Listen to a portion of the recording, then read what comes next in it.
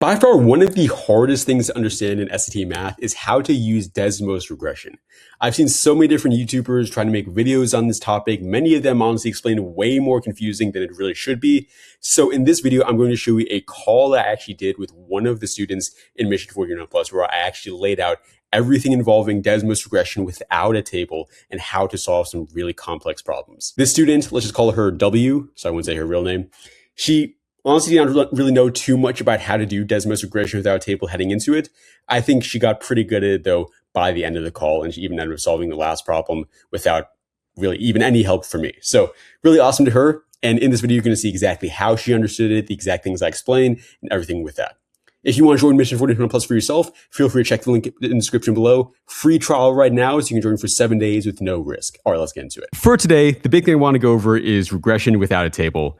And this is the kind of thing where it definitely doesn't appear too crazy often, but the times it does appear, it's almost the case that you kind of have to use it, or else the problem is just going to take way too long, and maybe you'll be able to solve it, but just it's going to not really be even really worth it with just the amount of time it will take. It's like you have more unknowns than you have equations.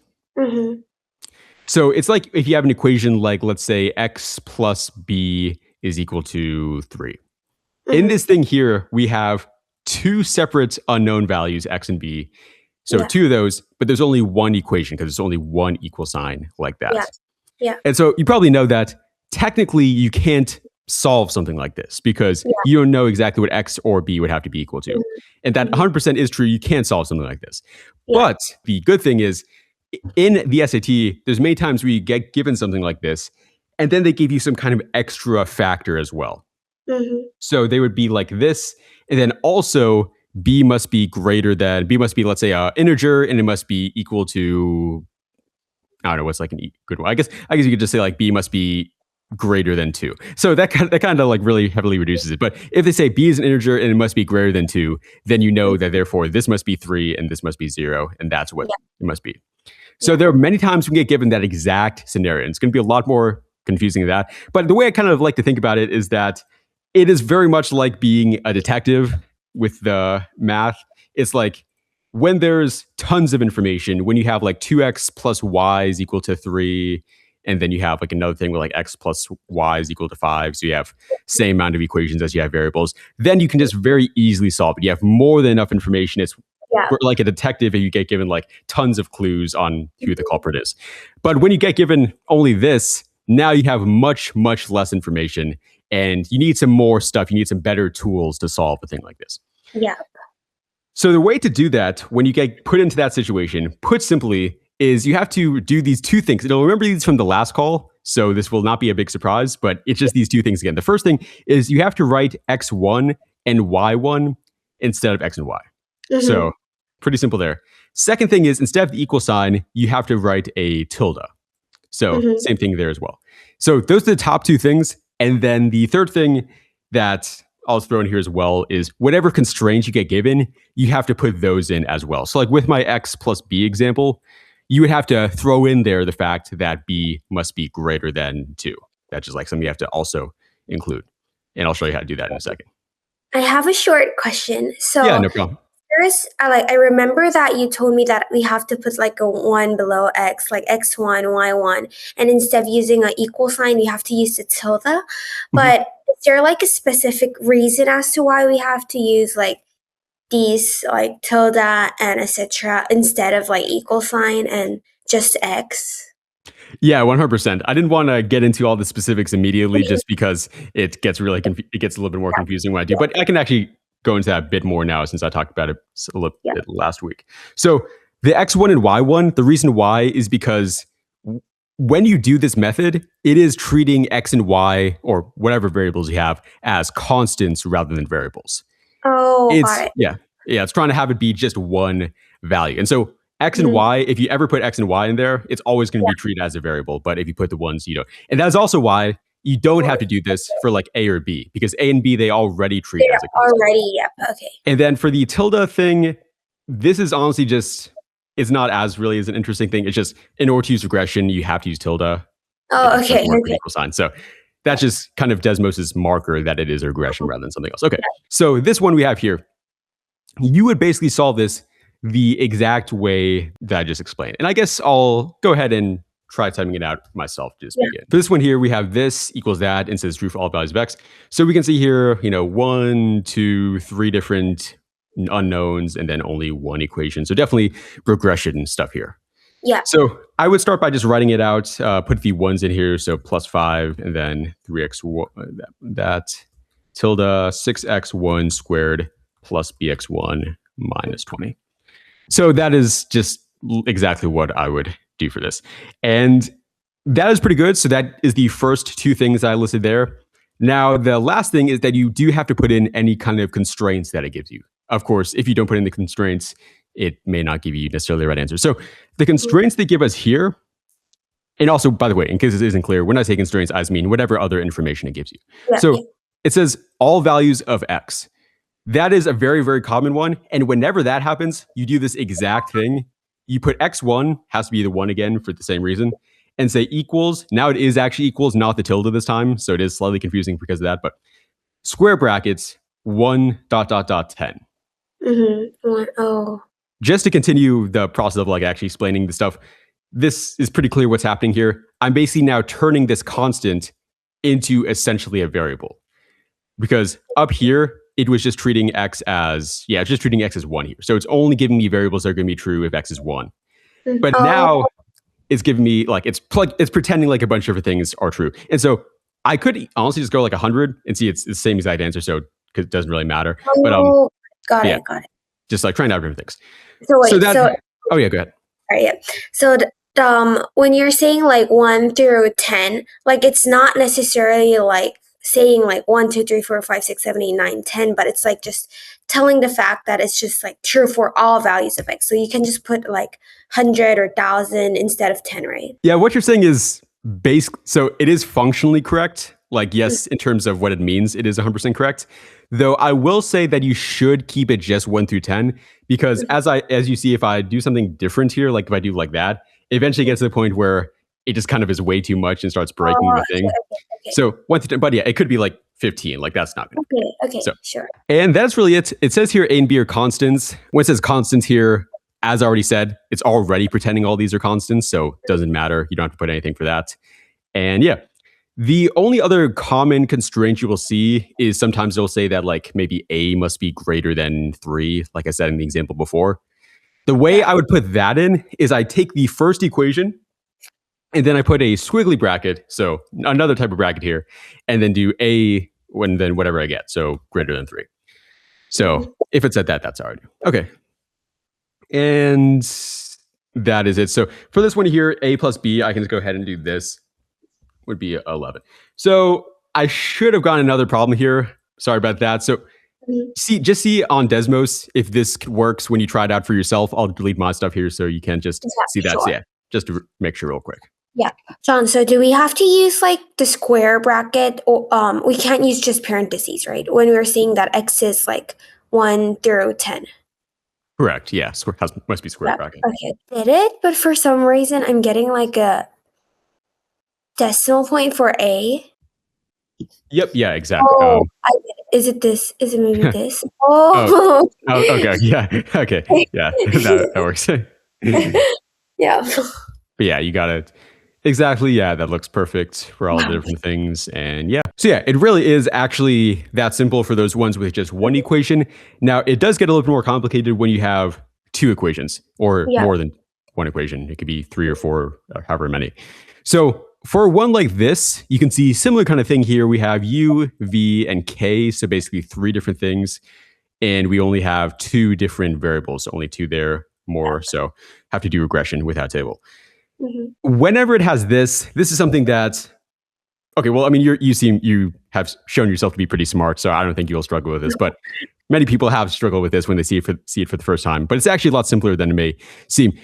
Whenever there's 2 equations, what you must do is use square brackets when writing the equations and basically match up the left sides of each ones with the right sides of each one. So for this one, what I would exactly put in Desmos is U squared plus V squared and then comma UV. And then actually, I'll just go ahead and actually just write it down just so. So yeah, it'd be U squared. Okay, and then UV. And then I would put tilde again. And then I would do the right sides of both. So 4K and then K minus 7. So Okay. you can see here, the only reason why you have to do it like this is because basically the way it works is if I was to write this as two equations, like if I just made one line for the first one and one line for the second one, regression, like it kind of treats each thing as its own thing. So if I do two equations, it's not going to mix and match them together. It's going to pretend like each one is completely separate. So I have to do it like this if it's two ones. And the reason why I have to do this weird thing with putting the lefts on each and then the rights on each is because it's, oh, well, I guess I don't really have a good reason why specifically I have to do that, but it's like, it's just because when you have these square brackets, it's treating it as a list. So it's like, first, it's like it matches them up because like each thing in the list matches up to the thing in the list on the other one. But anyways, okay. So we have this one here and says K must be greater than 0 and real. So again, as I said, it doesn't matter at all. And yeah, what is U plus V? So only constraint we have here is K must be greater than 0. For this one, it already is greater than 0. Yeah. But if it wasn't, I could, as I said before, do just this. Yeah. And last thing here, it just says U plus V squared. So I would just, just the simplest way to do this is honestly just typing it in and just seeing which one matches. So I have this for that. And I could try like 2K minus 7 is slightly different. 3K minus 14 would be as well. And I'm pretty sure the one that ends up being right is 6K minus 14. Okay, so we have that for the multiple ones here. And let me see the next one. John, can I ask you a short question? Yeah, for sure. Can I get to the problem that you just showed? Yeah. Sorry, yeah. Yeah. For this one, like you said, since there's like two equation, I get that we can't just like put them like in one row and then we just move on to the next one and do it because like they look it as a separate like equation. But you use like I'm not really sure when to use the square bracket, when to use like the parentheses, and when to use like the other parentheses because like there's like 3 types of parentheses and I'm not sure like when exactly we have to use each one.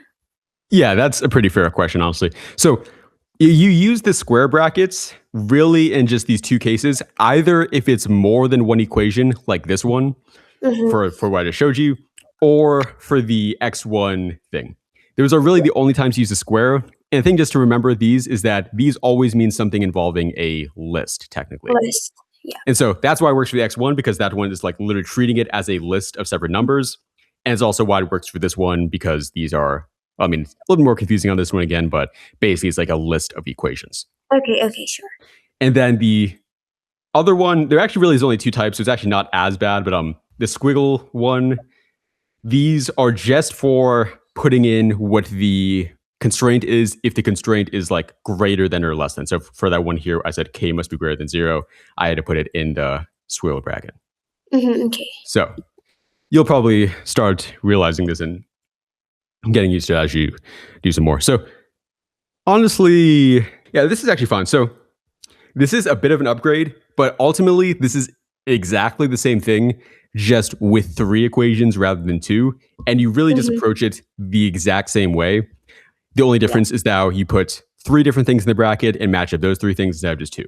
So give a shot at it. It will take a bit of time to write all this in because there's a decent amount of information here. But see how far you can get and let me know if you ever get confused on this. Yeah. John, I wrote down all the equation, but like I want to like write down how like they all equal up to $25. But is there like a way to do it? Well, I can have a look at your screen if you want me to, but it basically is just like in the other one.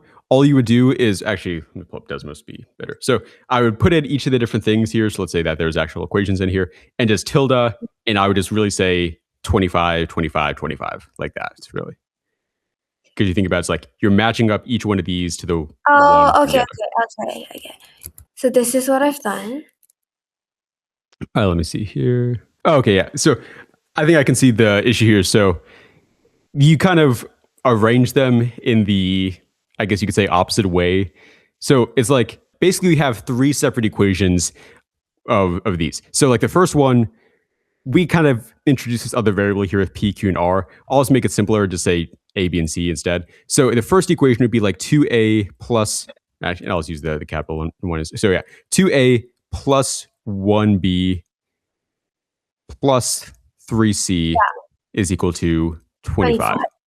And then the second one, it would just be similar kind of stuff, 1a plus 3b plus 2c is equal to 25. And then same kind of thing for the last one. So for each of these, the way you would put it is take the left sides of each one and just put it together all in the exact same bracket. So if I start off writing this in Desmos, what I would, rather than what you did, you had like 3 separate groups of brackets, but you would just have one and just do 2a plus 1b plus 3c, and then comma 1a plus 3b plus 2c, comma, and then for the last one as well, and then match it up with the thing.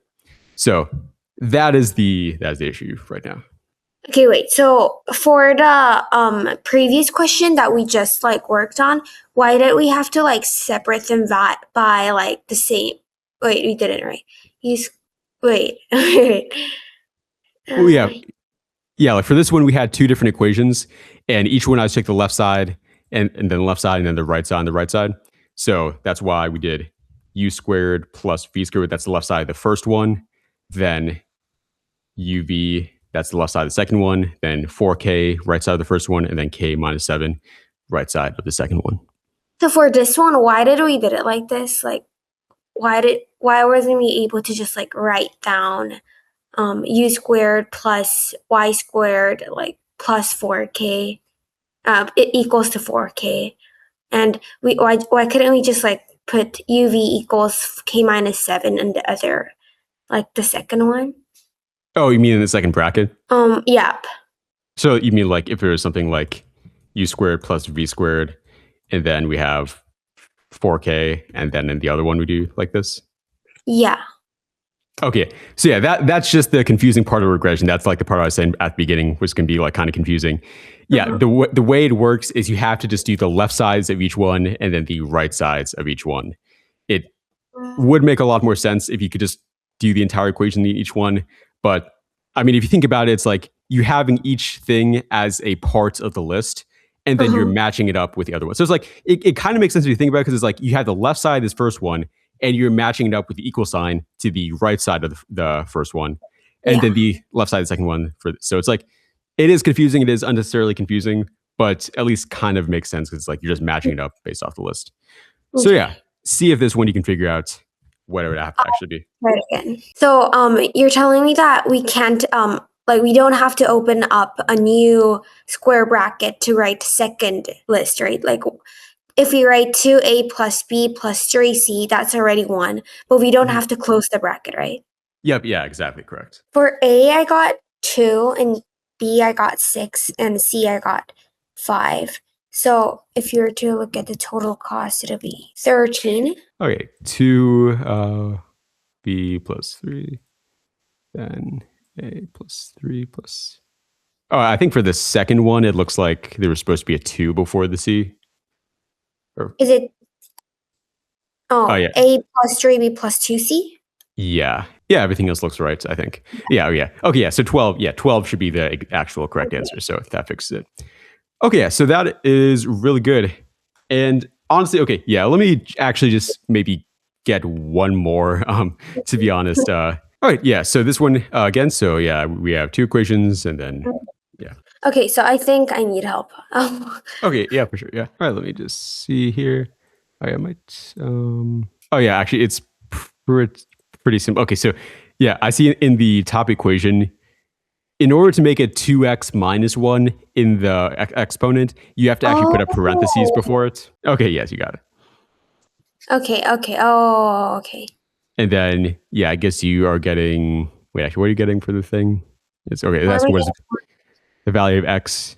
And okay, yeah, what are you getting for x? I'm getting 1. Oh, okay, so the issue is you still have to also... Okay, well, so yeah, you have to put the a must be greater than 1 and b must be greater than 1. And if you remember, the thing about those is you have to put it in the squiggly bracket right on the same line as the equations. Here? Yeah. So yes, squiggly bracket. And then should I do comma? This actually did not need to use a comma. So yeah, surprisingly, you actually do not need to for this one scenario for some reason. Okay, yeah, so you're getting 1.625 for the thing. And I think that should be, I'm just trying to honestly just remember from memory. Is it 13 divided by 8 maybe? Okay, yeah.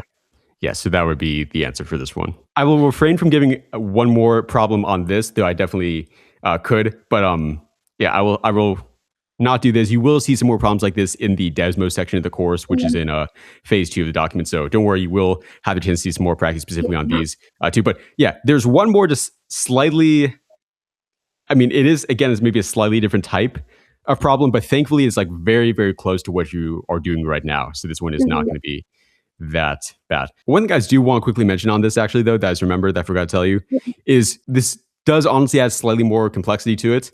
But you will notice here that this problem, by my definition that you did before, did not need to have been solved with regression. Because we had P, Q, and R here, so that's 3 different variables. And then the amount of equations is also 3. So it's not one is greater, this time it's just equal.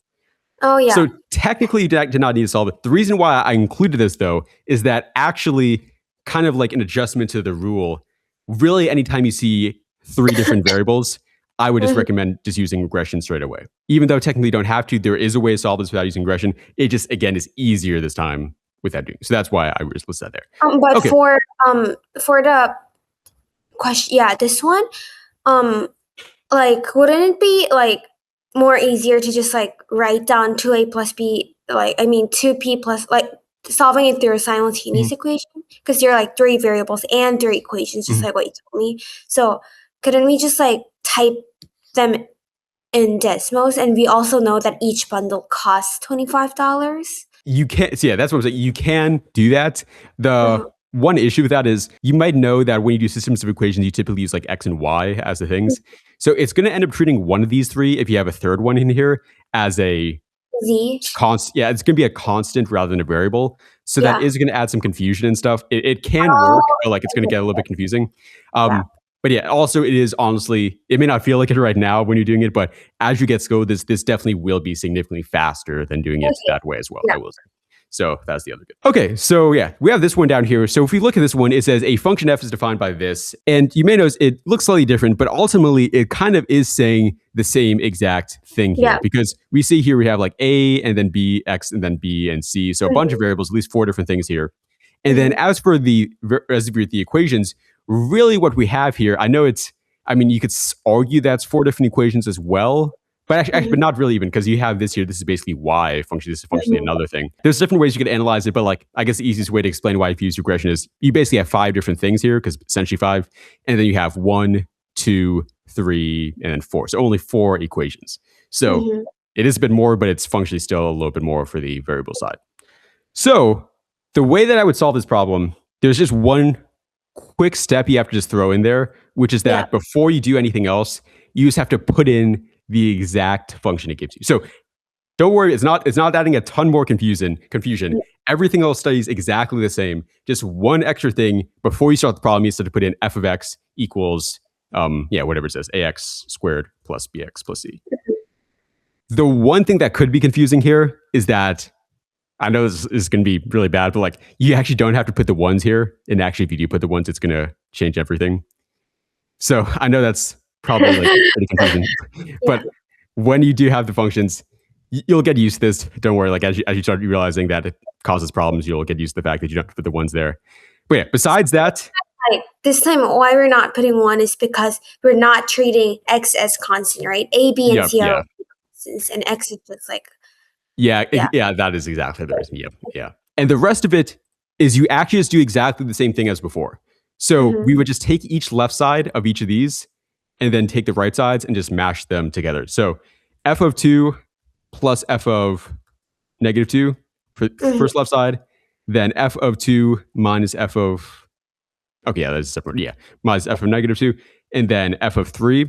And then now that you've seen that step, I'll let you finish it off with the right sides just to give it a shot real quick. So if I first type in f of x equals to ax squared plus bx plus c, and if I enter it, then they just like make a bunch of sliders. That's the other thing I forgot to say. When it shows that, you just want to X out all of them. Like, it'll look a little bit weird, but yeah, that's not going to help Yeah. you for this. It appears to be 32. Yep. Yeah, I believe. Yeah, that should be the correct answer here. Okay. Yeah. Awesome. Yeah. So everything else worked fine with that. You're able to put in the FO4 and everything. Yeah. Okay. Awesome. Okay. Yeah. So yeah, that's actually really good. So got through that one, and yeah, just for like a couple just like simple things, I'll say just to simplify this. So yeah, that's the last real regression type. But whenever there are more unknowns than there are equations, that is the key indication that you have to use this thing. And Okay. it's not going to jump out at you. Like it's going to just look like a random problem. Like, or I mean, I guess that one kind of looks weird, but it's going to look like a random problem, even just like this one with the A, B, and C. It could be a random problem like this. None of these Mhm. things like show you that it's going to have to be a regression. You just have to kind of identify this like, okay, more variables than you have equations. Though one thing that is kind of useful is it also could jump out at you as just the fact that it looks confusing. It looks like a lot of details. That is what a lot of students may Yeah. initially think as well. So more knowns, use regression. Yeah. For the rest of the stuff, if there is only one equation, then it doesn't have to be super complicated. And you can just do it like this one up here, just write in the exact thing, just solve Yeah. it, put the things in and all that. So pretty simple there. If it is more than one equation, so I'll say, yeah, I can still say 2+ equations. That is where you have to add in the square brackets and all that Okay. stuff. Okay. Got it.